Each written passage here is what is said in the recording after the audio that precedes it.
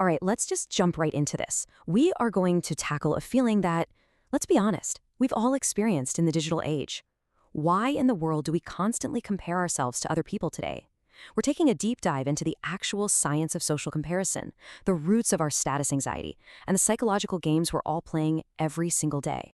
So picture this. You're having a perfectly good day. You feel great. Then you casually check your phone, open up an app, and boom, you see a friend's post about some massive promotion or a super luxurious vacation. Instantly, your totally fine day feels, well, a little less satisfying, right? Don't worry, this feeling, it's not vanity. It doesn't mean you have a flaw in your character. As we're going to see, this is actually a hardwired human instinct. Which brings us to part one, why we compare, and the psychological drive behind it. Way back in 1954, a psychologist named Leon Festinger figured something out.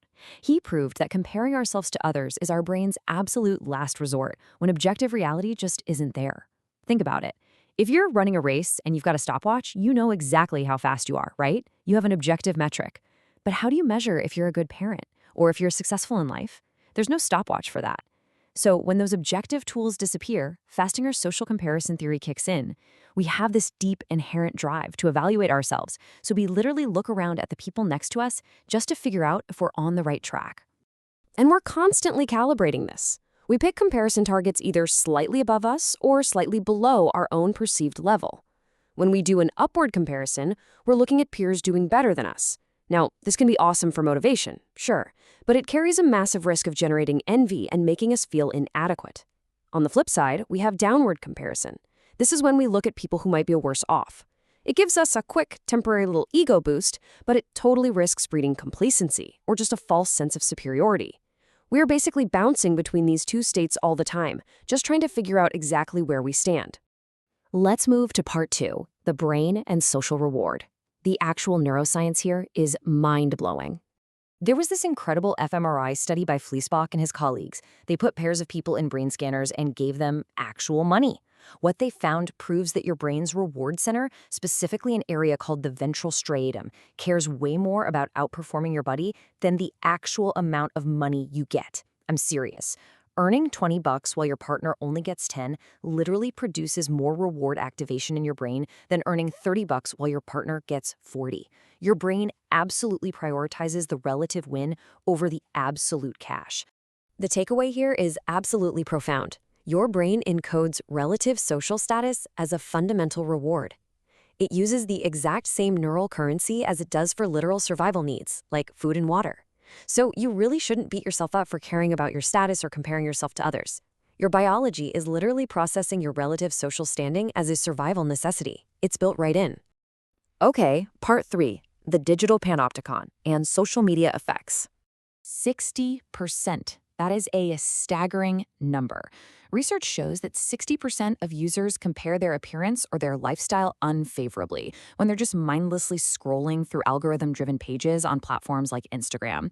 We've basically taken this ancient, hardwired survival mechanism and dropped it into an environment it was absolutely never designed to handle.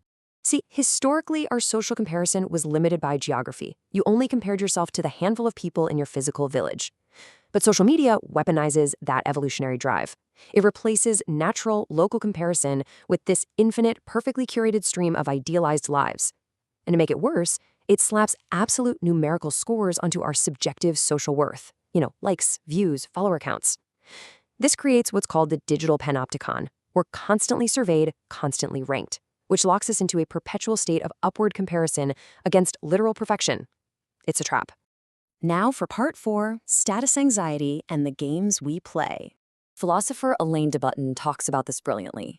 He argues that our modern era gives us incredible freedom, but man, it comes with a heavy psychological price tag.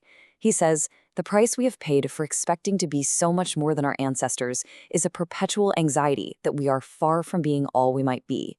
He points out that in our modern meritocracy, the entire burden of success has been shifted directly onto our own shoulders.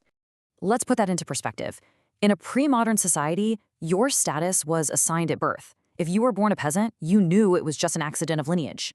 You kept your dignity because being low status wasn't your fault.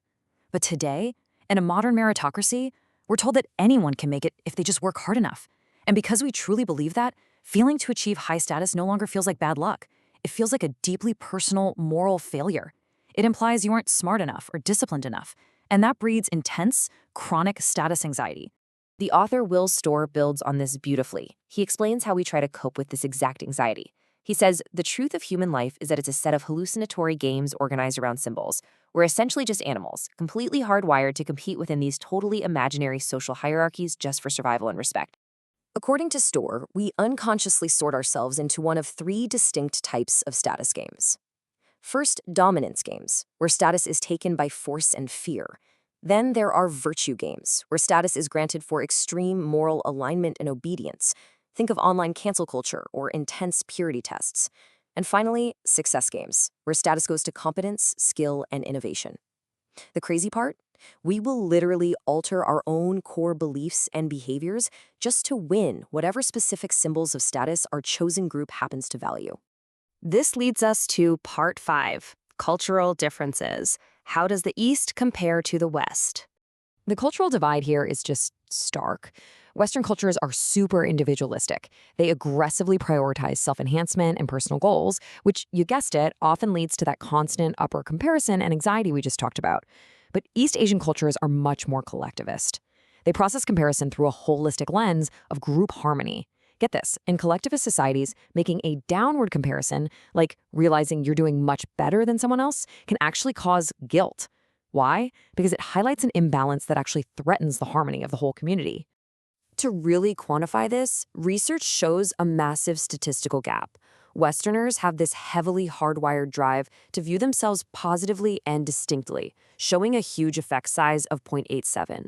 But East Asian cultures, they often lack this bias entirely. They promote an ordinary self ideal instead, where modesty and group cohesion are way more important than standing out.